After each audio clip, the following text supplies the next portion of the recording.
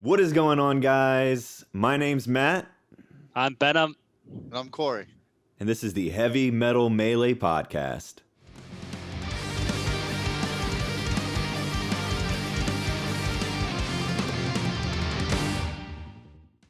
So, Benham, give us a recap of what happened last time.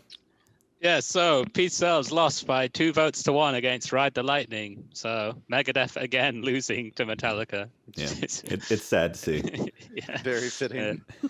2 weeks in a row now for Ride the Lightning. So let's see what happens, We're It's a getting great album.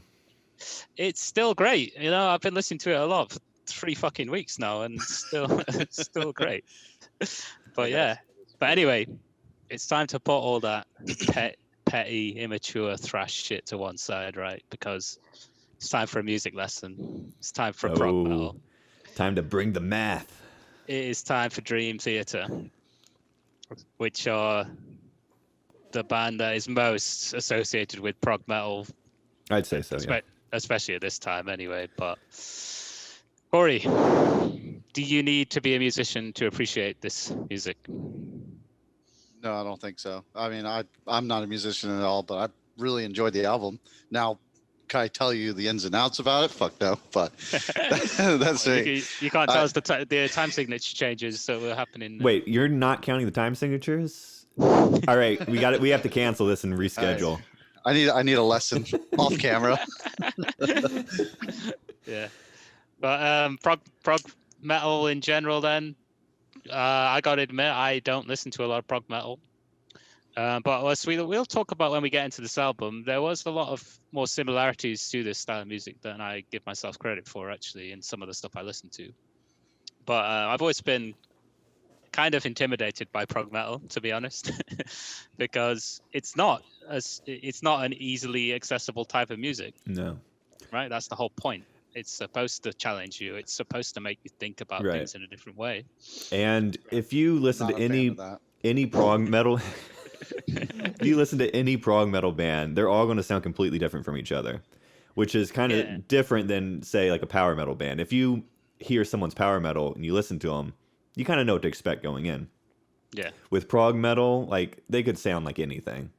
It's prog is a very kind of broad umbrella term for any band that kind of experiments more, I guess. Yeah, definitely. I mean, I sort of think of it almost as every genre can be prog, right? You can have progressive thrash, you can have progressive power, you can have progressive anything. It's just, I don't know how to classify it exactly. I just know when a band is a prog band, if that makes sense. It's normally a bit more complicated with the music, like more time signature changes, more rhythmic changes, more like high concept ideas. Like concept albums are definitely something progressive bands do, probably more than other genres, I'd say. Yeah, you've got to at least have one concept album to be a true prog band. But yeah, I mean, like we said, there's so many like different types of prog metal. I mean, like I would say Dream Theater was the biggest, but then again, a band like Tool is considered progressive metal, right? Yeah, they were huge. They actually crossed over to the mainstream a bit, which was impressive. But it sounds completely different to this. Like, especially this album we're doing today. Like, yeah, I was very like, I was thinking about prog a lot this week, and I was like, welcome to my normal week. Yeah. But it is so different. Like, like I said, Tool, and then you got like, I don't know, Meshuggah or another band that are, one of the more well-known prog bands. I feel like there's quite a lot of newer stuff that is proggy as well. I don't know. Do you consider Meshuggah prog? What do you consider? I don't know. I've always heard, well, they're called gent now, but what is gent? Exactly. That's one genre that I haven't got a fucking clue what that means. Yeah, it's pretty much just a sound that guitars make, the really low kind of junt, junt, junt. So any band that kind of has that really low kind of rhythmic chugging is considered a gent band, I guess. Right. I don't know. So it was the first genre named after a sound. I think so. Trailblazer right there. Yeah. But it seems whatever whatever prog band you talk about, it all seems to come back to. I've noticed in a lot of interviews I've seen and a lot of reading I've done, it's always these 4 bands mainly. So you got Yes, you've got Genesis, you've got Rush, and you've got King Crimson. Yeah, The those 4 are that seem to be mentioned a lot. yeah, they'd be the big 4. Although Rush is kind of normally classified separately because they came later. But for like the start of progressive rock, it's Genesis, Yes, and King Crimson were like the big 3. And you can maybe Pink Floyd, but Pink Floyd didn't sound like anyone else. They were kind of doing a different thing. They were completely doing their own thing. Yeah, they were more ambient, kind of atmospheric sounding. A lot more drugs. That's true. Well, maybe. One thing I don't know. I don't know if this is the same for all progressive bands, but from what I've read, progressive musicians in general probably do the least amount of drugs of any like rock musicians out there. That's really weird. You'd think it would be the opposite, right? Definitely. But it's especially not. after listening to this album. No. In fact, like progressive musicians are usually like just nerds who really like music and want to take it to the next level. And like to play progressive music, you can't be under the influence of anything because it's so complicated. Yeah, maybe to listen to it as well. You really. Oh, I'm saying like if you want to appreciate, if you want to listen to it, do all the drugs you want because that definitely makes it better. But to play it, yeah. Not that we're not a podcast that endorses drug use, but no, don't do drugs, kids. But I think of prog. Well, let's talk about prog metal then, because these are the influences. I mean, Rush I think brought a bit more heaviness to it, right? That's where their kind of thing comes into it. King's Crimson were kind of heavy. I remember you showing us a bit of King Crimson. I didn't like it. A different sort of heavy, more of they were always so jazz influenced. I don't know. If you want King Crimson, like the album Red is a great place to start. That's actually a pretty heavy album. Right. And I think this isn't metal, but Kurt Cobain like says Red was one of his biggest influences. So take it as you will. Yeah. It's kind of fitting. I mean, we're talking about an album that came out in '92, and that's when the grunge stuff was starting to become a thing. Yeah, and that's weird to think about because this is definitely not a grunge album.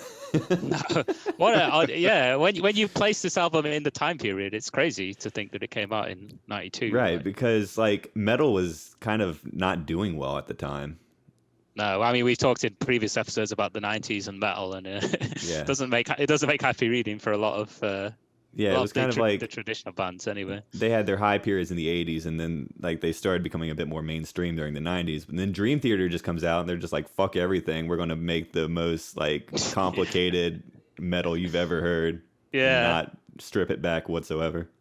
So they were, would you say they were the first prog metal band? Or up there with it's a loaded question because I think this album specifically is probably the most important album when it comes to prog metal. Yeah. You had other bands like Queensryche and Fate's Warning before Dream Theater, but it was a different sound. It was a bit closer to the the 80s metal, just a bit more complicated. But this was something entirely different. This was like the crazy like soloing, the not just some time signature changes, but like literally like changes throughout the entire song, like nonstop. Yeah. They were really, it was just awesome. And it definitely has a metal feel to it as well, which is. I mean, this album's got a lot of variety, but you can definitely see the metal. Like you can hear the metal, and it's there. Yeah, it sprinkles in there. Well, Metallica was one of their biggest influences, and I told you guys, and you were kind of like, "Nah, no way." But I think now that you've heard, no way, but maybe it was more Benham who said that, but now that you've heard more of their albums, I think you can see it a bit better. Oh yeah, definitely. You can definitely hear the Metallica in some of their stuff. But yeah, to me, prog metal, prog music in general, it's music that you have to really listen to. You have to pay attention to what you're listening to. Like I use the analogy with movies because I'm kind of a movie guy, and sometimes I'll show like someone a movie that you have to really pay attention. You have to focus on the movie, right? Right. It's like a Christopher Nolan movie. Yeah, like something like yeah. Well, whatever. But anyway, then you show someone, right, and they spend the whole movie just on their phone or whatever, and then at the end they say, "Oh, it was boring." It's like, no, you weren't watching it. You weren't watching it. Right. And I feel the same thing with. I don't know if prog metal fans feel this way, but like to me, prog metal is not music that I listen to if I'm at a party. Well, I mean, playing metal at a party. No, it's a risk in the first. I love prog metal, but I would not recommend playing it at a party. Just no, it's not background. It's not background music. I mean, Corey, you said you like hype and you like lifting and stuff, listening to metal. This isn't the kind of music you would do. This is definitely like there's maybe 3 songs that got me into that kind of movie. That was about it, though. Yeah, it's not music that makes you want to lift, but it's got its place definitely. Like, I mean, this week, as we'll get into more as we go through, like, I mean, we're in a fucking lockdown here in the UK, so I got fuck all to do most of the day. So prog metal actually hit the spot for me this week, to be honest, because there's a lot of nights where I'm just like, able to just sit on my own and listen to music. And you definitely appreciate it more in that way, in my opinion. Like, I don't know, what would be, if you went to see Dream Theater, have you seen Dream Theater live, man? Yeah, I've seen them twice, I think. What to you would be the best setting to watch a Dream Theater show? Like, what would you want? Honestly, I saw them open for Iron Maiden at like a huge venue, outdoor, I mean, not like a stadium, but like just a large venue. Not the most ideal place to see them, I'll be honest. The other show I went to was an indoor kind of theater setting, more intimate, and it was better. Yeah, that's the impression I got from definitely. it. It's like, I'd want to be in a theater, as the name would suggest. I'd want to be sitting down, want to get, like when you go to see a show and they give you the paper, what is it called? The paper with the playbill. Yeah, and you're like sitting there like, okay, they're gonna play this one next. Like you're watching an orchestra. Yeah. You want to and sit down. Like, to me, again, prog. I mean, I'm generalizing a lot about prog. I know it covers a lot of different styles, so maybe there is different shows for prog. Yeah. Well, this like listening to this album reminded me of the time that I went to Prog Power. This was like back in 08. I didn't realize So you went. This is a long, Yeah, I went. I was up in Atlanta, and it had like a general admission area, and then back where it was like more of a seated theater. And it's funny because you have like some power metal bands, and you want to go in the pit. You want to get going because they had like Mustache and Iron Savior, like some really hype bands. Yeah. But then they had like, let's see, what was Elven King was one. Okay. It was a bunch of other like proggy-ish metal. Back in 08 as well. That's crazy. Yeah, it's a while. Yeah, it was a fun time. Also, they had Halloween, which was awesome to watch. They were good but fun. but I mean, I can imagine like, I don't know. What would happen if you tried to start a mosh pit at a Dream Theater show? I imagine you'd get a lot of funny looks, They don't happen as often. No. And I guess most of the audience are like, old men.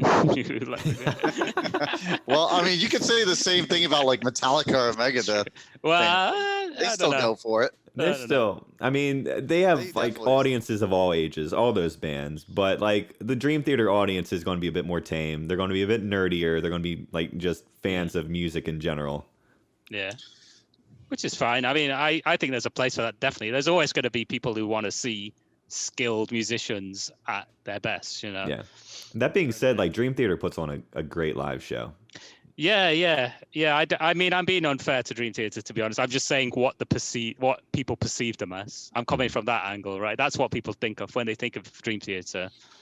They think of, guitar teachers and musicians who are like, oh yeah, I can see what they did there. Well, it's definitely a lot more theatrical than the albums that we've listened to so far into this podcast. So yeah, it's definitely been a change. Yeah, I mean, I put, it's almost like sometimes it reminds me again of a musical. It's like Broadway, some parts of this album, which I like. I dig it, but yeah, it's definitely different. It's definitely different. Yeah, a little different than the Megadeth one we did. Last Yeah, this is quite a change of pace. But yeah, all right. Let's get into Dream Theater then themselves. So as we said, they are almost synonymous with prog metal, especially in the early stages of it. Yeah, I'd say this is a highly influential album and for the genre. This one specifically. You can tell, like you can just, there's even without being a prog fan, you can just tell that this album was a big deal. Like, especially when you look at when it came out, and it's like, what, 92? That's crazy. Yeah, Mm-hmm. and like, this probably is not my favorite Dream Theater album, but I felt like we had to do this one first if we're going to do any Dream Theater album, just because it was their breakout album, and it really did influence a lot of bands. It's a good starting point. It's definitely a good gateway into Dream, because it's got their one hit that they had on it as well. So that's a good way to get into it. The one and only. Yeah. Oh man, did you guys hear the radio version of that song? It's a travesty. No. No, Is there is it like slaughtered and cut up? It's like half length, yeah. Yeah, that's definitely one of the songs you do not want to be doing. But otherwise, whoever's listening to the radio looks at the radio and go, "What the fuck am I?" Yeah, listening? it's not done well. Yeah, they're not Those a radio time band. signature changes, man. It's just wild. You can't do that to them. But yeah, they've had a pretty consistent lineup for the big. Well, I know There's been a few changes. Yeah, but they were started up by the John Petrucci, Portnoy, and Myung. Is that how you pronounce it? Yeah, Myung, the bassist. Yeah. So they met in college. They met in Berkeley Music School, right? Yeah, they were all music majors at Berkeley, which is like the biggest music school in the U.S. Right. So that's what we're dealing with here. Yeah. Nerds. But they didn't graduate. They quit. Because they were the cool nerds, right? They Yeah. liked metal. They were into the metal shit. So that's how they all kind of bonded, I guess. I don't know. Mhm. But yeah, they're obviously all insanely talented. You can just tell the way they play their instruments, but also like you say, in their stage shows and stuff, they just improvise different styles. They mix up the songs. They play covers of other albums, whatever. Yeah. They like fucking swap instruments, don't they? Like they Yep. had this spell where they were like doing, like, all of them would just swap instruments and stuff. Yeah, their concerts are silly. Yeah. They were, especially when Portnoy was in the band, because he's a crazy motherfucker. I love Portnoy. But he is he's very eccentric, which is great. It's So fun. he left, didn't he? A few years ago, was it? It's been a while now. Yeah, it's been like God, maybe 10 years. Damn. What was the reason that he left? No. He was always interested in working with other bands. He's not the type of person to. He's not a one band man. If you know what I mean. Yeah. Yeah. He's Portnoy's not loyal. No. Well, he basically told Dream Theater that he wanted the band to kind of take a break while he pursued other things, and the rest of them were just like, well, no, this is how we pay our bills. Yeah, exactly. Yeah. I mean, that's what you gotta think about. Is you just always assume that like bands that everyone knows of are going to be millionaires, but it's really not the case at all. No, only certain bands, but not Yeah. Dream Theater. Dream Theater is very well known, and they do well, but I don't know if they're millionaires. They might be close, Yeah. but Not it's not. living They're that not like. lavish I don't think style. they're multi-millionaires or anything. No. I mean, they can play pretty decent sized venues, but they're not like in a headline festivals ever, unless it's a prog festival. But yeah, I mean, so they found this guy Labrie on this album, right? That was Yeah, this was Labrie's first album. so I read that they apparently, when they lost their first singer, or they fired him, they auditioned for over 200 singers before finding this guy, which is not something Dave Mustaine was prepared to do. So, No.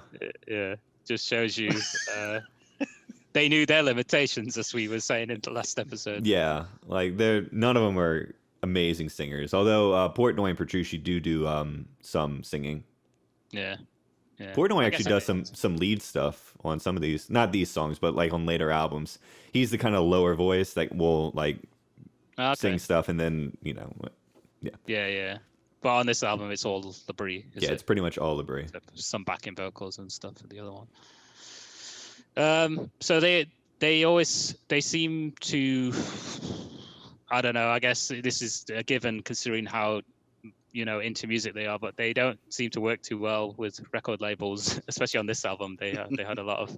I feel like that's producers. most bands. Most bands do not like their record Yeah, labels. it's true. I mean, no one wants to get their artistic integrity compromised, do they? But Yeah, but there is for this album in particular, they had some major issues. Although I think it's a pretty good sounding album, especially for '92.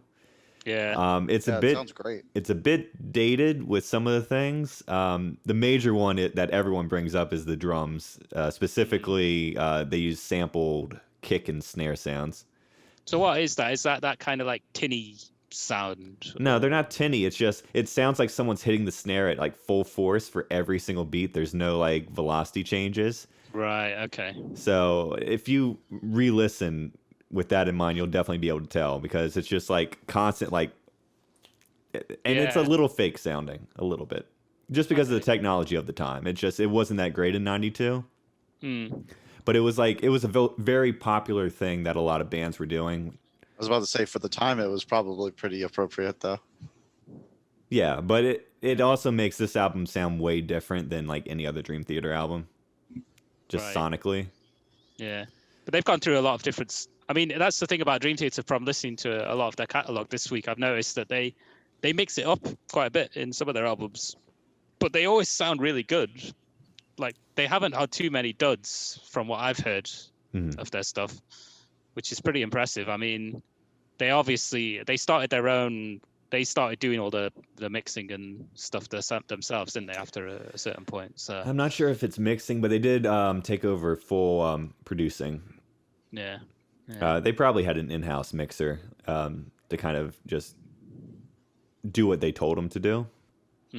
But yeah, like particularly Petrucci and Portnoy were the ones who took over mixing or producing for Metropolis Part 2 Scenes from a Memory. That was the first one where they kind of went out on their own.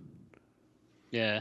And that's an amazing album. That's the one I kind of wanted us to do. I think it's their best album, but Yeah. it's not the best place to start. This album is a better place to start. Images and Words, I A think. bit more, yeah. I can see that. I mean, I did listen to that, and it is great as well. So, yeah.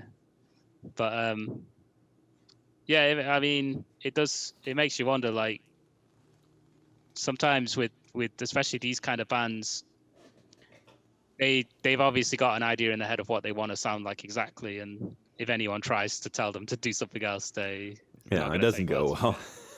Yeah, nah. Sometimes it's good. I mean, I think it's an underrated role. I again, going back to a movie example. No, I agree too. I'm like, sorry. Go yeah, ahead. like, I mean, editors are really important in movies and books as well. Like, they will cut down because some artists are everything is great in their mind, and it's like you need someone on the outside to say, maybe lose this bit or change this a little bit. But They need a Benham to say it's all right. yeah. All right. Yeah, I mean, I don't know. Yeah, but anyway, they obviously got to a point where they could take full creative control, and they made their best album. So yeah, maybe they do know what they're talking about. Yeah. At the same time, this album was very. I don't know. Excuse me. I don't know what I'm saying, honestly. No. Just skip it. There's a lot. There's a lot to digest in this album. Yeah. Yeah, I was going to say this album is a bit more cohesive, but it's not. There's still a lot of stuff here that sounds kind of weird and out of place. Definitely. Yeah. I mean, give them credit because, like, if you look, I looked up where they were standing in the Billboard 200s. They made it to 61 in 1993. Mhm. So that shows that it had some clout going into that year. Yeah, this was a very popular album. Prog metal wasn't really like huge then. No, but I mean, I would imagine that's just all based on Pull Me Under, right? That Pretty much, people yeah. were buying it because of that. They were like, "Oh man, I can't wait to hear this album." Oh. Pull Me Under does sound a little bit different than all the other songs. Yeah, definitely. Right, and before we get into the album, do you wanna hear what Dave Mustaine thinks about Dream Theater? Oh, All you right, found let's do it. something? I'm trying to make this a regular feature, but he doesn't have much to say about Dream Theater, to be honest. Well, I wouldn't imagine so. Well, he seems to be friends with Mike Portnoy, so Everyone is. there you go. He gets around. Someone on He gets around. yeah, probably maybe he's a good drinking buddy from. He seems like a very fun guy. Yeah, I've seen interviews with him. He's very excited. Like he seems very cool. Yeah. Someone on Twitter asked Dave Mustaine his opinions on Dream Theater, and he just said, "I think John Petrucci is a monster." So I think that's a good thing. Unless like Petrucci like That's said the something thing, like- offensive to him, and that's what he meant. Coming from Dave Fucking Mustaine, it's kind of monster. hard. Yeah. Coming Yeah. from Dave, it's kind of hard to figure out what he actually means. No. Yeah. Also, he had a festival that he organized back in the mid 2000s called Gigantor, and he selected bands to play, and he chose Dream Theater to be the headliners one of the days. So That's awesome. Mustaine I approves. feel like I remember hearing about that Yeah. that specific I festival. remember hearing that tour name too, Yeah. or I don't know, festival it's- name, whatever. it was. I'm assuming it's not around anymore though. Nah, but anyway, we can all agree Dave Mustaine approves the Dream Theater, so we can. Hey. That's good to know. I can sleep tonight. Yeah. All right, so we're gonna get into the album when we get back. Okay, images and words, which is funny because this is a music album, so it's neither images or words when you think about it. Well, there's words. There's Clever. lyrics. Yeah, well, it's not a book. It's not a book or. And the words are supposed to bring images upon your mind. Yeah. See, I was on. Expand your mind, Benham. I've already failed the Dream Theater exam for today. I feel like that we should be like. It feels wrong to be like talking so casual. We should be like doing like a lesson, like Right. There needs to be a whiteboard somewhere where people Yeah. like. Yeah, we can draw on the... See, at 20 seconds, they make a change here. You can see. No, But yeah. Anyway, it's complicated music. I'm not gonna. it is, but it's sugarcoat good. it. All right, let's do it. Let's do it. So Jump right into the first song. okay, so it was Pull Me Under. So Pull Me they were Under. not. They decided to start with an actual song, so that was nice of them to do that for us. So yeah, as we mentioned, this is obviously their hit song. They did an album, a compilation album, didn't they? Called, what was it called? Greatest Hits. The Greatest Hit and Greatest 21. hit, singular, The greatest hit. and, So they got, and like you know. 20 other pretty okay songs. Yeah. So they got a bit of humor about it. They're cool guys, they're funny. So they're a one-hit wonder band, right, Matt? Yeah, I guess so. Yeah. I mean, I guess in the mainstream sense, probably. They were never about that. In fact, they were surprised that "Pull Me Under" actually charted. Like Yeah. they were not intending it to. I I mean, mean, obviously they weren't because they made it a fucking 8-minute long. Yeah, I yeah, guess. but the suit sorted that out, chopping it down. Yeah, they chopped it up to half that and put it out as a music video, which sucked. It wasn't a great music Wow. video, and yet it I never somehow actually did saw really these. well. I have to look that up. Okay, so maybe I'm in the minority here, but I don't watch music videos really. I don't really care. It for music depends on the videos. music video. Or Yeah, Except for Master Sword ones, obviously. Oh well, yeah, They're great. duh. Yeah, fine. But yeah, anyway, so this was the hit, whatever they wanted it, whatever they thought. So I mean, the 90s hit you in the face straight away with this one. Yeah, Great. it's such a unique sound. I mean, the mixture of the synthesizers and the really chimey, like super overproduced guitars. Yeah. It just it's hard to describe. I liked it too, but like Yeah. there's something about it that just screams 90s. No, Yeah. it definitely does. It definitely has that retro feel to it. It Yeah. just feels Yeah, like you yeah, got yeah. thrown back. Yeah. Takes you right back there, doesn't it, to 92 at the very start. But Well, it then just it's reminds me because like a lot of like TV shows when I was a kid had those same like sounds in like their Yeah. intros. All the And it was keyboard just sounds so are weird to hear it again. There was a few songs throughout this whole album that really. Right. were I was very just I was waiting for like the Seinfeld bass sound to just come in there, which is, by the way, played on a keyboard. It's not an actual bass. Really? Yeah. Well, yeah. So anyway, so it starts off really like slow and moody, and then it hits you with these chugging guitar riffs, which is like it's like an intro. It's like, this ain't your mama's prog band. This is fucking metal here. This is your It's like, mama's. yeah, it's like we're here to play some fucking metal, and the reason why it was a hit is because the chorus is super fucking catchy. You know, Oh It yeah. is. I always get it stuck in my head. Yeah. It's such a good. This was chorus. stuck in my head. It was stuck in my head all week. This one. Pull me under. That was my attempt. You want to keep going? Yeah. Keep going. No, it's beautiful. Keep Nah, going. nah, that's what I was gonna do. Yeah, you're All right, right. We want to get that copyright hit. Although, you know, It sounds like you are afraid. Just Yeah. say. Yeah. If anyone tried to remove us for that, they would. Yeah. Yeah. But yeah, it's definitely. I like his vocal style. To be honest, I'm gonna just say that out up front. Really? Yeah. It reminds me a lot of the power metal stuff that I listen to. Yeah. I mean, I can see that. Yeah. I'm not. I'm not a feel huge like fan. in this song, I think in this song it's really good, but later songs, it Loses loses you a me a bit. little bit. It loses. I feel like it's hit or miss. That some of them are very good. Some of them are a bit not so good. But I mean, you could say that about a lot of. Well, no. I guess you can't really say that about So a lot of do you- vocalists, but this Matt, do you- it just depends on the song. Matt, do you think they should have auditioned more people than the 200 that they went through? yeah, they took the Are you easy saying road of the there. 200 that they auditioned before, they couldn't find someone better than this guy?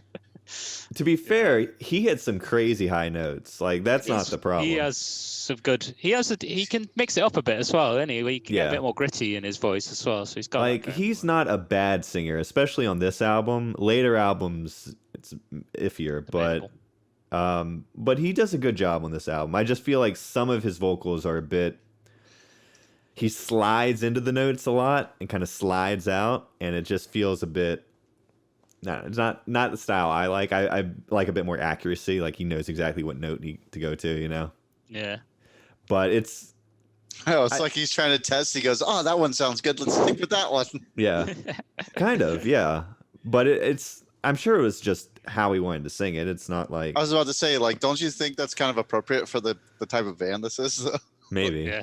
This is all about like trying to figure what they want to do with it, because obviously they decided to go with like 4 or 5 different types of fucking music in this album. Oh, but they always know what they're doing. That's like Yeah. that's That's the secret. it's always intentional with Dream Theater. Even if it's weird, it's you They're gonna try. Yeah. you can't do music at this level and not have it be like intentional. Look, after a while, being intentionally weird is just creepy. I mean, well. Thanks. Words of advice from Corey. So they had one album before this, which wasn't. I didn't listen to it, but I've never even wasn't heard that it. good. It's not even on Spotify. It didn't do anything. It just Nah. kind of yeah. But yeah, this is the Dream Theater album for when they really started. Yeah. But, yeah. I mean, I like it. I like this whole song really. I mean, I prefer really good song. you know, when he says like, "This world is spinning around me" and the drums are going in the Mhm. background. I like that part. That's That's cool. a great part. Yeah. Yeah. It's got a lot going for it. My one note, and maybe Matt, you can answer this question for me, is why does it abruptly end? Oh, actually, that's in my notes too. Obviously, there's an intentional reason. Yes, for it, because there is. Whenever it happens, if I was at the gym, whenever it happened, I thought someone was calling me. And I was just like, is someone fucking calling? Like, why did my music just stop for like 3 seconds? No, it's funny because I'm gonna be upfront. I started listening to this song back in the days of like Napster and LimeWire. So Of course. I mean, everyone. So you everyone thought the already- download wasn't complete? I thought it was a fucked up download, and like for the longest time, I thought it was just a messed up. Yeah. But no. So this song is apparently about Hamlet, or at least kind of echoes a lot of the story points of Hamlet. So it involves a lot of death, and I guess accepting death. So This is a pull me under thing. Oh, me the- under, yeah, makes yeah. sense.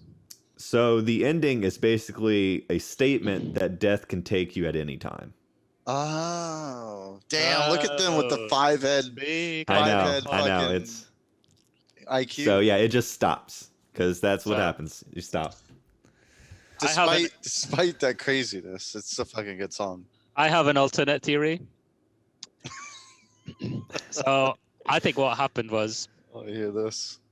they suddenly realized that they might be making a song that would actually be a radio hit, and they were just like, and just threw their instruments. Turn it off. Turn it off. We don't want to. We don't want to This- fuck it up anymore. Let's just stop. This it right song is too catchy.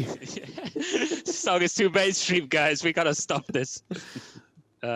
But yeah, it was. I wrote that as well. It's weird that it just ends, but there. Yeah, it literally Cool. just stops. yeah, and it's kind of like they don't go too like he has a few little guitar moments and a few little crazy this is- instrumental sections, but they're It's unlike most Dream Theater songs. There's not any crazy like. There's a few guitar runs, but not even really.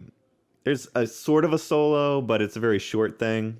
it There's does not- feel like it. I mean, I don't know if it was or not, but it does feel like it was made to be like we were saying, Escape on Ride the Lightning. It seems like that kind of thing. Like it's like, can you please just make one song that will actually sell? Like,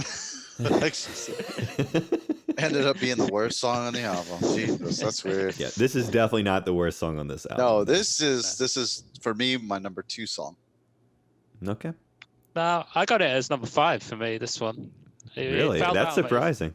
It fell down my list throughout the week, to be honest. It's I've become a hipster fan already. I'm like, nah, too mainstream. that's the This- thing. If you talk to Dream Theater fans, they all say the same fucking thing. It's like Yeah. it's all right, but it's not Yeah. There's real better, Dream Theater. There's better, more intellectual music later on. I'm sure it's a bit of, it's probably like overplayed and they've heard it too many times. Well, and they're I mean, like, this is the first time I've heard Yeah, it, I so think it can't that's- be overplayed for me. Actually, yeah, I- this was the first time I'd heard it, to be honest. I think it's just a bit simple for a Dream Theater song. It's a Yeah. good song, though. Well, I mean, It's not what you. It's not what you simple come. good, simple good. Well, no, simple good. I agree, but it's not what you come for Dream Theater. You're No. like, come on, then show me something, and it's like, okay, I do want to say it's my number 3, so I do like it a lot. it's good. A little It's bit good. closer to me then. That's weird. I thought you All were right. gonna be more on with Benham on this. No, it's a whole- great song. So number 2, then Another Day, completely different style of Well, song. Yeah. Oh, yeah. So my only note on this is rock ballad with Kenny G. I have Kenny G in my notes too. Yeah. This I is mean, it's the early '90s. Like, there's so no funny way you're not because- gonna think of Kenny G. so 90s. Well, it's so funny because like while I was looking up this Billboard 200 fact, is that Kenny G I think was like a top 3 album that year. Yeah, That's really weird. That this was their happens to be like Kenny G. this like, was their the- second single. It didn't land quite as well as Pull Me Under, but no, this was the worst. I put this as the worst song on the oh album. no I was a- way. I don't know if it's the worst song. I have is number 6. I- That's my. I just don't. I don't like this style. I don't like ballady, like jazz. I don't like Ah. saxophones. I don't like. I know the saxophones. sax. Say that. I'm not going to defend the sax because it sounds weird as hell. It's definitely it- dated. the sax is weird, but I mean I love Kenny G, so I'm not gonna like hate on it. It's just weird for a Dream Theater. I don't think they've ever had a sax like that in any other song they've ever done. Ever since yeah. they heard that song, like, all right, we're never doing that shit again. Yeah. It just I can't, especially this one. You know that those sexy sax guy videos. Oh yeah. It ruined sax for all of us. Yeah, it really did.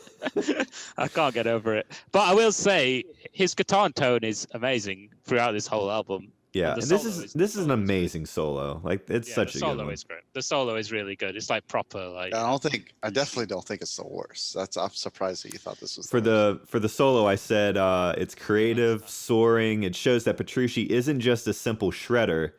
His he's technique is definitely not. his technique is phenomenal, but he's just so emotional when he plays too. Like he has no problem like tapping into like that David Gilmour Pink Floyd feel.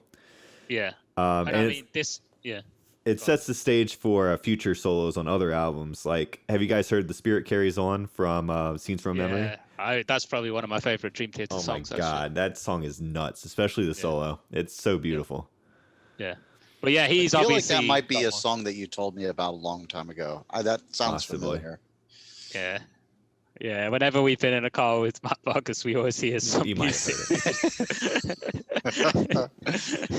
Dream Theater or the Beatles. Or Styx. Yeah, don't forget Styx. Styx Or was the- Genesis, obviously. Genesis. Yeah. Good car music, definitely. The big four for Matt Yeah. during that era. No, they were different eras. Yeah.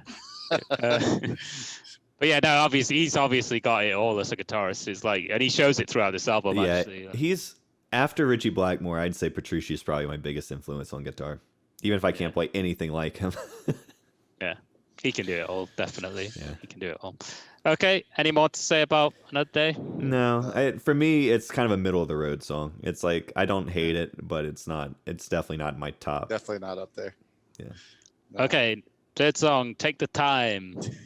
So this is like this is the start of the album for me. This It's is like, this is the album. okay. This is the part that makes me just like, what just happened? Because I said on my notes, I said Captain Falcon makes a cameo here with this. Come on, because I just hear, just wait a minute. Come on. I was like, what was that? Why did that just happen? Again, a very '90s thing. All those samples. Yeah.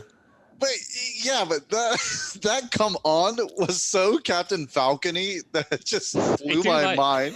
they do, I didn't think Captain Falcon, I'm going to be honest. But even though No, we're the Heavy it's- Metal Daily podcast, so maybe I should be thinking of Captain Falcon. But Always. What is it that he said? He goes, "Wait a minute, come on!" And then I heard, whoosh. No, there's Come On. I think it's the third one. There's a few What's different that? samples in there.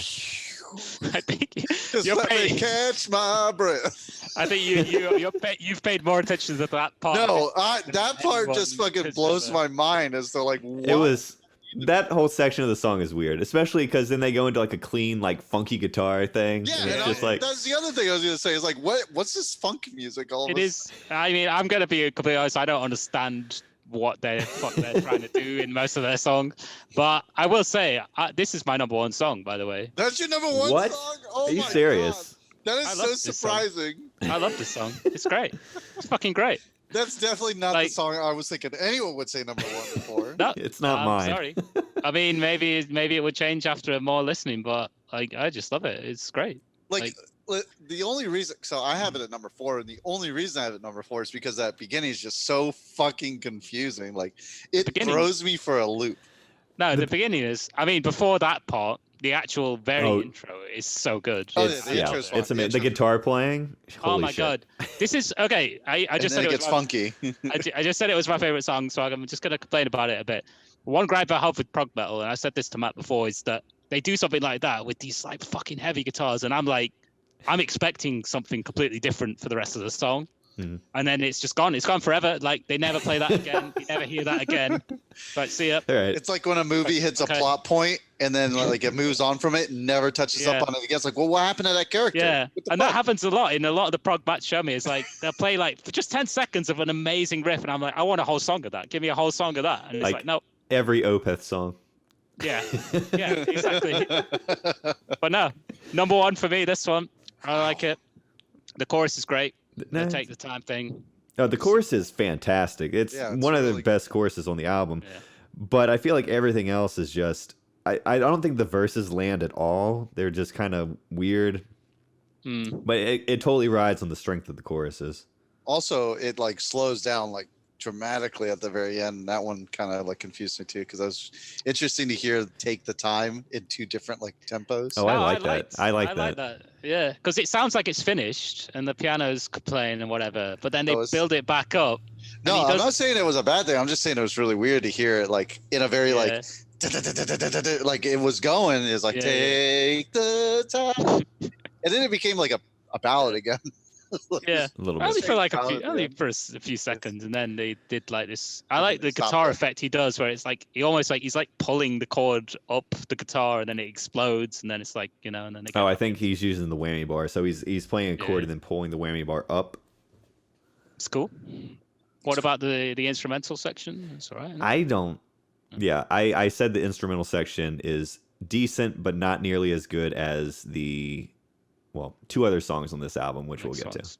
Yeah, it's got a bit of. It remind. I can definitely hear the Rush in some of the stuff they do. Like they Big do Rush a lot of influence. things. Yeah, Definitely. yeah, they do. Anyway, anything else to say about? Number 4. Yeah, it's an okay song. It's It's a good song. It's a good song. It's just It's a good song. it's Yeah. not bad by any means. I'd say probably my number 4 as well. It's fun. I think which it's is great. what It I is a like fun about is a Dream fun Theater, song. which is what one thing I appreciate about Dream Theater on this album, especially. They have more fun than I was expecting. Oh yeah, if you see them live, it's even like Yeah. they'll just like throw in weird little bits, like little fun things and songs for fun. It's just they have a good time. Yeah. Yeah, You can tell that they they're love what having they're a good doing. time. Yeah. I take the time is like the motto of Dream Theater, right? They take their fucking time. They do. So- I feel like that song could have used to have had a few minutes chopped off of it. I think that was one of my notes. There's a few things where it's just like it feels like it does run on a little bit. Yeah. I disagree. I didn't think it was. I put in my notes. Doesn't feel 8 minutes long. So Oh wow. yeah, there you go. Anyway, next one, Surrounded. This is the weakest song on the album. This is the worst song of the album. My note says, I think- I don't know why I feel like this is some sort of end of movie anthem song. Like it just has like this like, oh, it's showing a montage of everyone moving along after the movie's done, and they're like cheering, and then they show like the credits. This is what I was saying. It's Broadway. It's very kind of theatrical to me. This one. Yeah, this just doesn't even feel like any semblance of metal at This all. song was, I think, mostly written by the keyboardist, whatever that says. Right. That's why they got rid of him. It's got a very kind of like. He's amazing, but he left on his own accord. Yeah. It's got a very kind of spacey feel, like it just definitely seems like an early prog influence to me. It has a couple of really cool parts. So I like the light to dark and dark to light part where he that's really good. Dark to light to dark. Yeah, I thought that was super cool. Yeah. What does that remind me of though? That reminds me of like another song that does that, or another band that does that. But I don't remember who it was. I don't know, but it also reminded me. It also sounded like something you would hear in the background of like a Mentos, Mentos commercial. Sounds like one of those exercises that you do to try and like red Larry, dark to light to dark. Yeah, but I actually quite like the melody, the vocal melody in this one. I mean, it's lyrics. Again, I don't. Just because it's my 8th song doesn't mean it's a. No, it's not totally bad, but it's not. Song. It's fine. It's the guitar solo is super weird. Petrucci's never done anything like that since. I quite liked it. I think it kind of captures the feeling of being surrounded somehow. Like I don't know if it's the mixing or whatever, but it sounds like it's just you're spinning around. You know what I mean? Yeah, but it's not really a guitar solo. It's more like he uses a delay pedal to just kind of like layer guitar effects. He's just trying out different things, isn't he, throughout this whole album? I mean, it's called prog metal for a reason, yeah. That's true. I read. That's how you get. That's how. No, you I thought it was cool. It's just very unique for him. I read somewhere, Matt, that they do a lot of their they make a lot of their albums in the studio, like while they're recording. Is that rare for a band to do that, or it depends on the band? For music this complicated, yeah, I'd say so. Yeah. I feel like most prog bands, they definitely bring it ahead of time, have it well rehearsed, because there's so much going on that to just wing it like that is nuts. Yeah, it is crazy. I mean, well, we're gonna get into these next 2 songs, but like, you just notice something different every time you listen to the songs. Oh, yeah. It's crazy. Yeah. Okay, so Metropolis Part 1. Best song. So, It's a masterpiece. yeah, it's so good. This is such a good song. Yeah, I said easily the best song. Love the keyboard guitar playing in the middle. Yeah, it's very like video gamey. It does sound like a video game because it's so you don't hear that in like rock music because it's so complicated that the only other place you really hear it is like pre-programmed video game music. Yeah, and just like what you said about Take the Time, Venom, like it didn't feel like a 9.5 minutes.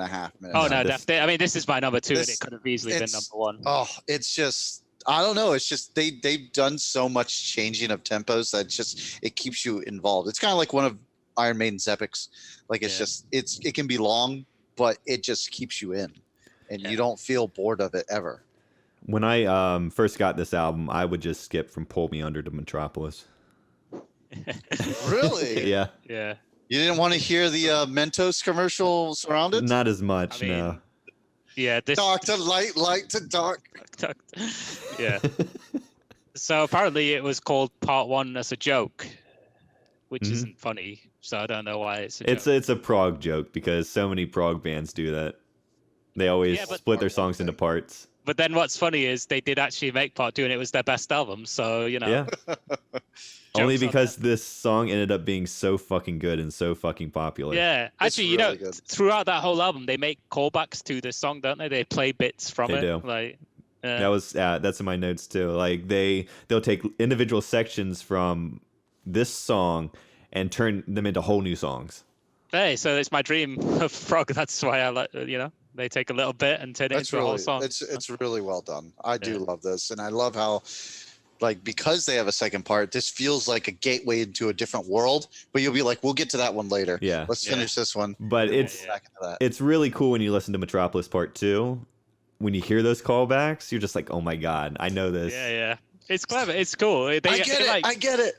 what I like about this band in general is they do these kind of Easter eggy things where it's like, all right, you know, we'll play a song that was based on one of our older songs. It's cool.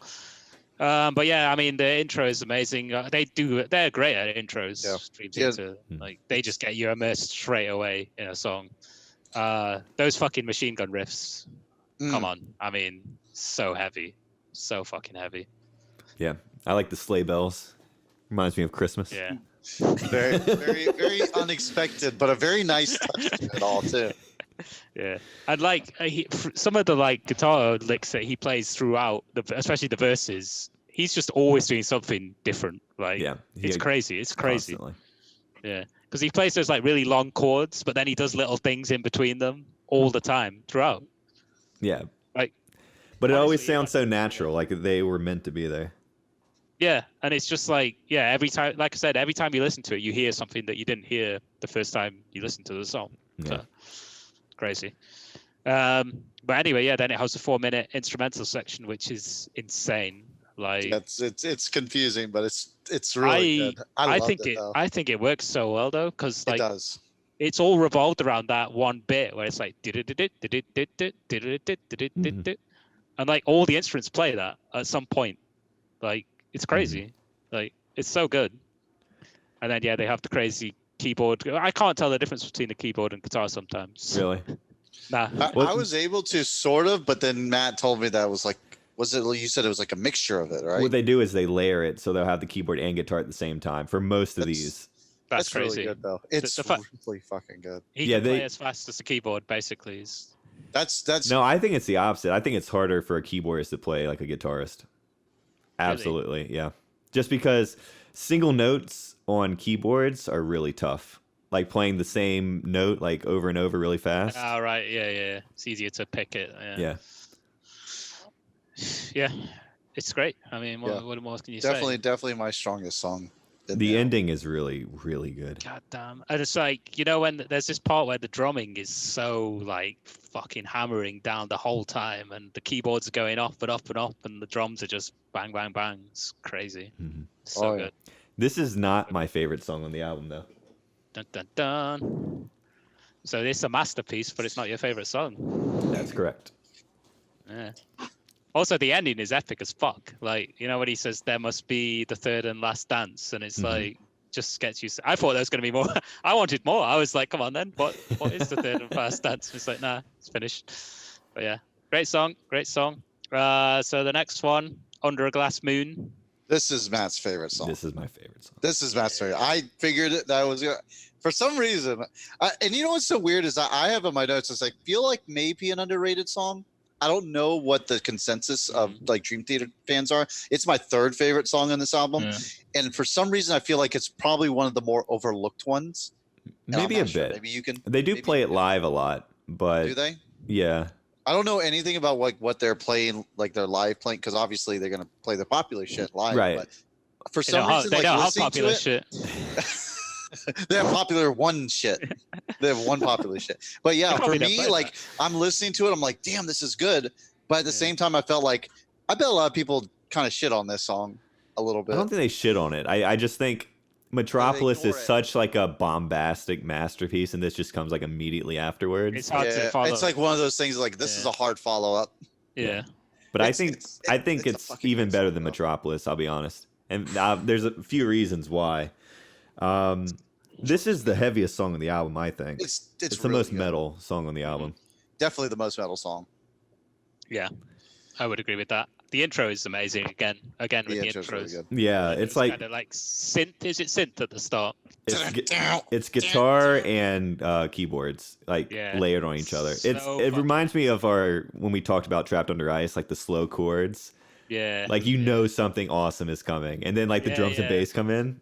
They are, Yeah, they are fantastic. really So good. really good at doing like these kind of panicky sounding playing. You know, Very like, panicky bum, sounding Bum, in this bum, bum, Yeah, bum. it's really It's good. like, and then it just smoothly goes into this awesome riff where it's just like do do do do, so good.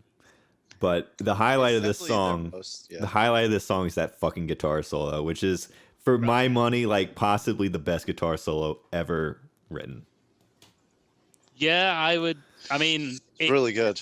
oh my god! Like when you, like I was saying before, if you really listen to prog metal and this song especially, and that solo, it just takes you to another planet. Like it's crazy what He it does. he goes through like almost every guitar technique there is, but it never sounds forced, which He's is just so, like, incredible. yeah, I put in my notes actually. He's so good at like.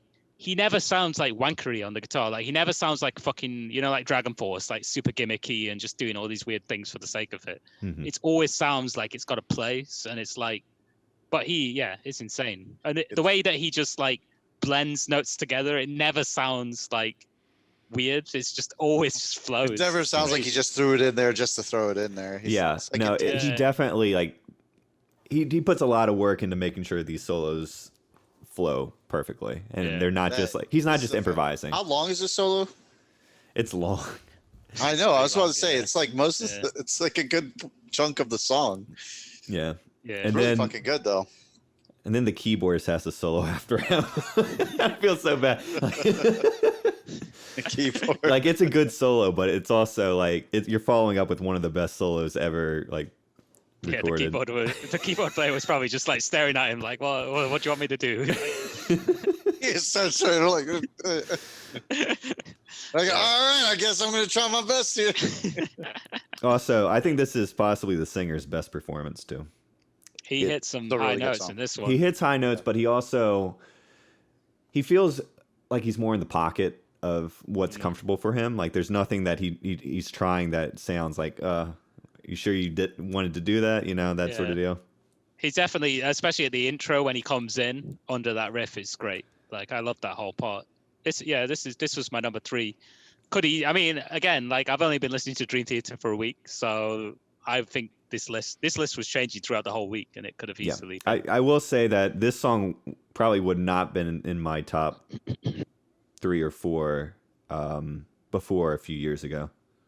Yeah, it's great. Because I think Metropolis is a bit more interesting at first listen. Mm. Yeah, it's a bit more flashy, maybe. Wait, where Or- did you say you had Metropolis, Benham? That was my number 2. Those are number 2. Okay, so Metropolis the is two- probably my these number are 2. easily probably the 2 strongest songs in the Yeah, album. once they get those first 2 songs out the way, this album gets better for I me. mean, the first song. Still Actually, no, really yeah, good, that was but that was unfair. That was unfair. Only the first album's or the first song's good. The second one, it was I don't like Another Day. I anyway. don't think- Anyway, so yeah, Um, Underground Moon, amazing. Well, you want to know what the working title for this one was? Nah, go on You don't want to know? then. No, I don't know what it was. Oh, okay. The working title was The Battle of Jimmy Coco and Fish Face. What? I They don't know. made a good choice. Yeah, Under a Glass Thank Moon God flows they- a bit better. Yeah, thank God. What the? Under a Who's Glass Jimmy Moon. Coco? I don't know. Who's Fish Face? No, I ain't worried about that one. Who's Jimmy Coco? I feel like so. Yeah, I don't know. I feel like Portnoy is the one who devises with these that working titles. It just screams God. Portnoy. I gotta say, some of the stuff I've read about Dream Theater, it got kind of shit humor. Like, I don't know. It's like humor that's like yeah, it's just only it's like, they would understand it within their circle. Yeah. Like, you would understand. You're not in the band. It's very college boy humor, a lot of stuff. But they were probably like that age around this time anyway. But anyway, yeah, I tried listening to this album whilst reading the lyrics one time, and I just gave up. I was like, Yeah. I don't care what The lyrics I don't are know. they're good lyrics, but they're also very much ones you can interpret in any way you kind of see fit. Yeah, I have no idea what they're talking about. Yeah. I don't really care. I'm not that big into lyrics personally, so it doesn't bother me. I feel like As we found out about the Megadeth. Yeah. they almost use like, I don't know, like it's almost like a dream where it's like they kind of just flow and they sound good and they A kind dream, of make sense, say. but yeah, yeah. Well, a dream, you a dream say. theater, maybe. Yeah. Yeah, yeah, it's like, to me, it sounds like I don't understand poetry either, so it's got that kind of feel to it where it's like, Yeah, I it's don't know very poetic. what I'm talking about. But who cares? They capture the mood of the songs in most of their stuff, so yeah. Wait for Sleep is the second to last. It's like a Gorgeous sleep mood. song. Yeah, It's also my Really second good. to last song. Well, It's fine. short. It's fine. It's It's short. not a bad song. It's Yeah. just not. It's not. It's just slow. It's not very metally. Sounds well, like some definitely not. It It's sounds just like a piano. hair. It sounds like a hair band intro into a Yeah. ballad. It I don't know works. about To me, it works. Just it's almost like an intro to the next. It's definitely supposed to song. be an intro into the next song, but Yeah, and it's Yeah. short. I mean, I think it's really pretty, and like I it's think it was over one of before you really get bored of it. Yeah. again, I actually before really like. anyone misunderstands, just because it's seventh, it doesn't mean it's bad. It's just Yeah, it's a No, great there's- album. So you There's a can't- lot less there to sink your teeth into, so I Yeah. understand. It's probably down there for me too. yeah, just because of the length, really, and because it's kind of. And aren't you guys the Okay. instrumental haters, anyways? So It's No, not this has instrumental. vocals. This has vocals in it. does it have vocals? Yeah. I don't Yeah, remember. yeah. I thought I actually really like there's- I like the vocals in this one. Actually, I think it works. It's cool. Yeah, yeah. It was number 7 for me as well, just because it was short, really. Like, there's no reason otherwise. So the last song, the longest song, "Learning to Live." Mhm. Well, it's my last one, so I had it number 5. Still a good song. Hmm. I what am don't notes? really care for this song that much. I said love the mandolin playing in the middle. It reminds Yeah. me of Zelda a little bit. This song didn't Wait, connect what? with me a lot. Yeah. There's Oh, like some mandolin. It's not a mandolin. It's like a Spanish Whatever. guitar, and I said it sounded like a '90s soap opera. It's so cheesy. a- It is so A unbelievably Spanish, cheesy. a Spanish novella, like a short. Yeah. story. Yeah. Well, Like I'm just imagining like flowing Cries like in Spanish. yeah, flowing white garments. Yeah. Yeah, so some of this is like one of my beefs with this album as a whole is some of the vocal melodies don't really land for me, and this is one song where I didn't really gel with the vocals that much. Yeah. I mean the understand that. the chorus sections are alright. They're pretty good with choruses. Like they can make them pretty Yeah. catchy, but like everything else, it's probably the most progressive song on the album just because it's so many different styles kind of Yeah. like mashed together. But it just Oh, yeah. I don't know. I will say I like the ending though. I like the sort of last 4 or 5 minutes of the song. It sounds very like it's got a cool kind of outro feel to it. It's Mhm. like a really like nice guitar solo, and it just kind of gets you like, it's like okay, we've been on a journey and now we're finishing. It Kind of thing. decompresses you from the shit that you just went through. Yeah. I like how they pull in the melody from Wait for Sleep. Yeah, that part where the keyboard comes back. That's great. That's I great. think it was another day that another thing that I was supposed to put in my notes was this feels like it's supposed to be the end of an album, like an end of it, because I had like that kind of like Yeah. I don't know, like an outro feel to it. I'm Yeah. not sure why it had that sound, but it did to me. Like Yeah, I don't know the theory behind it, but yeah, it does have that kind of, it has like this weird like oh we're done. Okay, second Yeah. song. Why? Yeah. Why is it a second song? We're done. Yeah, it's fun. I mean, it's long. It's a bit. It's upsetting that's their last song though, because like there's a few songs that they had that could have easily been probably the last, and it's just like that would have been up. I don't know. I don't Perfect know way to what they could have used that would have been a better ending Well, song. Another Day would have been a better ending song. No. I because think- it sounds like an ending song. I don't, I I think- don't agree with that. I mean, I think it flows well from Wait to Sleep, and obviously it calls back to that song in this one as well. So it kind of works to me as an ending. But it is the ending, so conclusion time. How many Corey? all rights out of 5 does it get on a Benham scale? No, it's all right. Yeah. It's all right, yeah. All right. That's all right. Yeah. No, I mean, when I first listened to it, I think it was last weekend I first listened to it. Pull Me Under was the only thing that stuck in my head the next day. I was like, yeah, whatever. Dream Theater. But it grew on me a lot this week. A Definitely. lot. I mean, a lot. Like, I listened to it a lot this week, and every time I enjoyed it more. Well, it's not like you had anything else to do. maybe it was just a perfect week for Dream Theater for me, but just gelled with me. And then I started getting into it more. I started listening to it more intently, and like, yeah, and like I said, my rankings just changed throughout the whole week. I was like, oh, this is my favorite song. No, this is Really? my favorite song. Yeah. What did they go between? Like, what were the ones in competition? To be honest, it was the Take the Time, Under a Glass Moon, Metropolis. Those three were definitely going to be top three. And then those are all some in my of the top ones, four. so. So Yeah. Those are my top four. I mean, I like I said, I became a hipster fan already. I was like, Pull Me Under, nah, too mainstream, whatever. But it is a great song. It is a great song. I like Wait for Sleep. I like Surrounded as well. I thought it was pretty cool. Learning to Live has got its moments. Just Another Day I didn't like. That was the only thing. that was my escape of the album. yeah, Another Day Wait for is. Sleep. I don't Another know. Day. I like it all right, but it's not. The sax ruins it. I'm a Kenny G fan, so I gave it like a few points for that. Yeah. It's just I like weird. Kenny G. Just I Weird hate It is very weird. It is very weird, but at the same time, I was like, all right, I kind of get what they were trying to do. There's a lot of times in this album where I'm like, are they trying to be metal, or are they trying to be like a hair glam band? Yeah. They're not always trying to be metal, for sure. Nah. Yeah.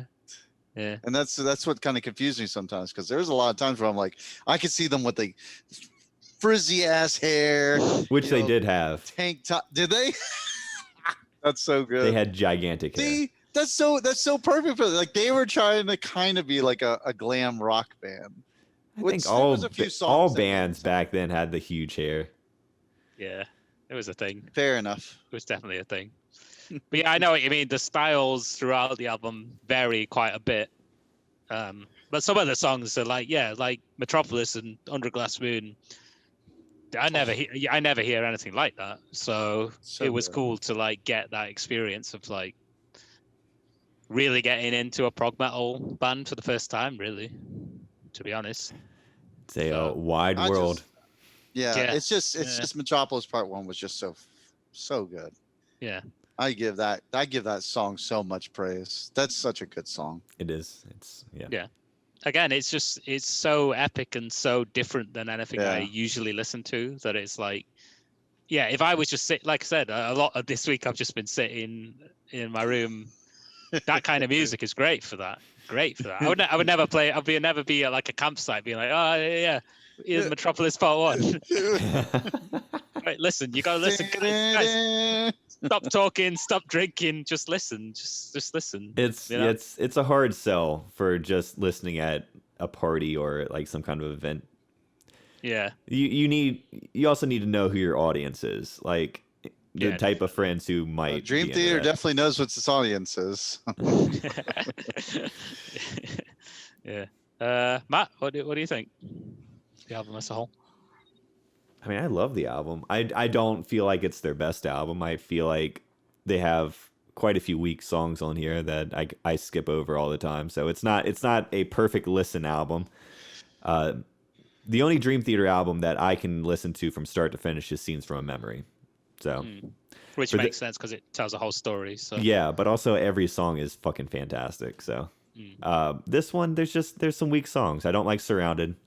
I don't like Learning to Live that much, really. Wait for Sleep is pretty, but it's not super interesting. It honestly, Wait for Sleep should have just been connected with Learning to Live if it was going Yeah. to be a song. I'm not going to complain about Wait for Sleep because it is what it is, and it's short, and I think it's pretty. But it's like I'm not going to like put that as like a high let's ranking. throw on some Wait for Sleep. Yeah. Yeah, but again, it flows into the last song, though. It's kind of like a two-part, really. Yeah, exactly. But this album, just based on Pull Me Under, Metropolis, and Under a Glass Moon. Like those 3 songs alone are incredible. Like they're some of the best metal I've ever heard. So I rank this album. What? Take the time as well. Don't forget about that. Yeah. Captain Falcon, man, he put his voice into this song. No, Take the Come Time. on! Take the Time has so much good in it, but it has some weak spots, so I can't place it with the other 3. I'll be honest. No, the other 3 is definitely on its own. Yeah, like it's fair just. enough. So it's a good album, but it's not their best album, and I don't think it's definitely not a perfect album. Yeah. Was it your first introduction to Dream Theater? This album? It was, yeah. I guess as a whole, this is my first introduction as well. I've heard pieces of Dream Theater before in the past, but like I said, you tell me what you showed me, and I probably wouldn't fucking remember it. So I thought it was a good introduction to Dream Theater, but having listened to a lot of their other albums, they don't sound like this on too many of their other stuff from what I've heard. They sound completely different, I'll be honest. So Kevin Moore, who's the original keyboardist, left after Awake. And then they got a guy called Derek Sherinian, I think. I'm probably not pronouncing his name right, for one album. And then they got Jordan Rudess, who's been their keyboardist since Scenes from a Memory. Right. And he's like the biggest keyboard hero on the planet. He's fantastic. But his shredding skills on keyboards is nuts. I'll have to listen to more of those. I mean, I listened to Scenes from a Memory, but the keyboarding on this album is great. Like, it's not a problem. It's really but it's a different sound altogether. Yeah. Like, it's very much of its time, the early 90s. And it's with kind of like what you were saying about Peace Sells with a drummer and how his like sound was very like funky and jazzy, but like it never was really the same. Yeah, it's not. It's a different style. Yeah.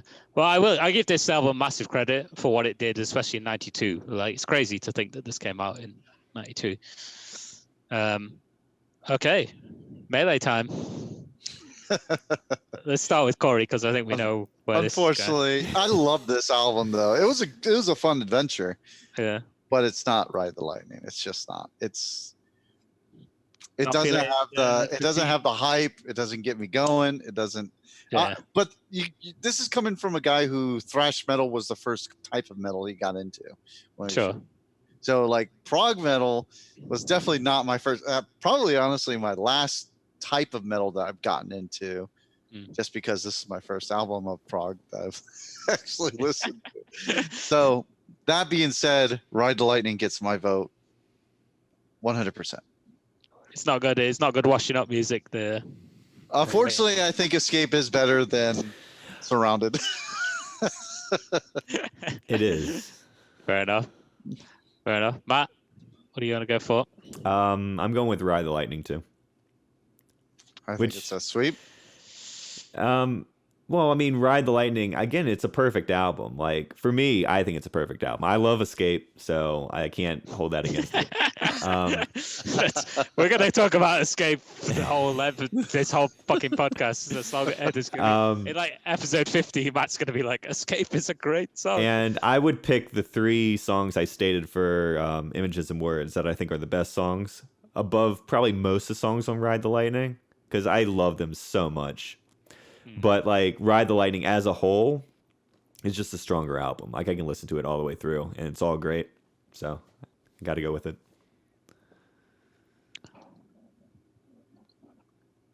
Yeah, can't argue with that. I actually voted for Images and Words.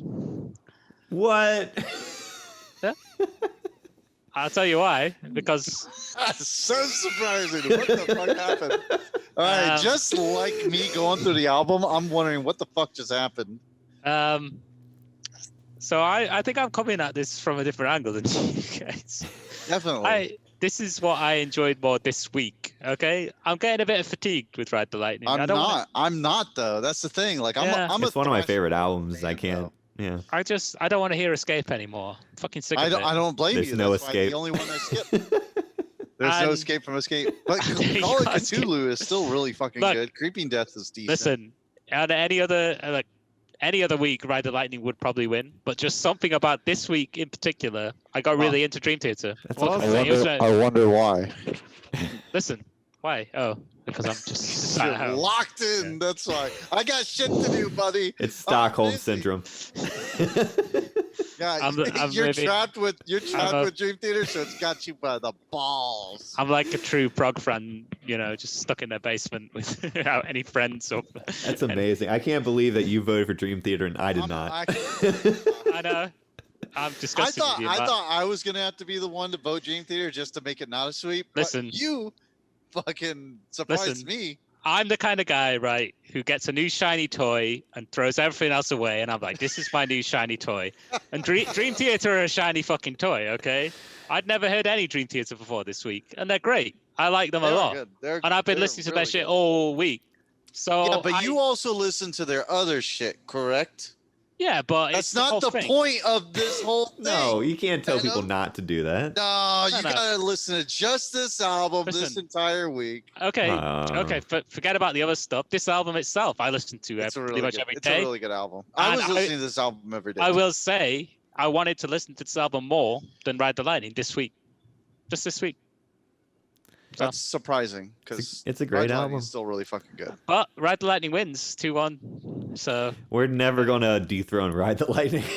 It'll get dethroned soon. By what though? guys, We'll find out. yeah. Well, maybe next week. So what are we doing next week? We're doing Judas Priest, right? Screaming for Vengeance. Could be the week. It could be the I week. mean, that's a great album. He could be Corey's- screaming for vengeance. Corey's gonna get bored of Escape soon. This is. I mean, Screaming for Vengeance is a fucking good album. Yeah. If I remember correctly, it's been a while since I've listened to it. So Well, we'll talk about that This'll next be- week. yeah, But- I'm really excited about Yeah. that. yeah.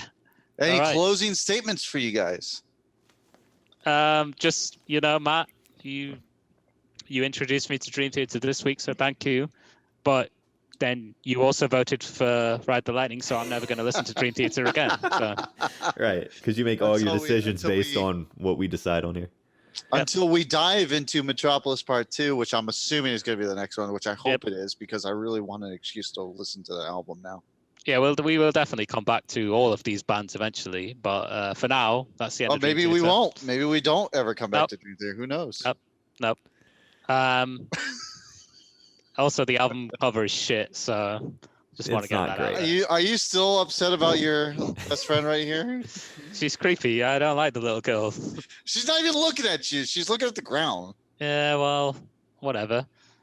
But Or she's looking So- over my shoulder. email address, Corey. It is heavymetalmelee@gmail.com. Give us your suggestions if you have any. Give us your comments if you have any. If you want to tell Benham he's stupid for going with fucking images and words instead of Ride the Lightning, go right on ahead. We will post it Yeah. right here. All right, but before you do that, just remember I've been listening to Ride the Lightning for 3 weeks straight now, and I'm getting kind of sick of it. Flame him anyways. All right, All right, remember done. to like and subscribe, guys. and to ring the Don't bell. forget to Ring that smash bell. that like button, hit the subscribe button, and dingle on You that said little subscribe twice. notification. Oh, did I? Fucked Yeah, it up. you fuck. Yeah, terrible. Whatever. All right, Hit the notification bell. Dingle And it. follow us on Twitter at Heavy Metal Melee. Do all those things right now.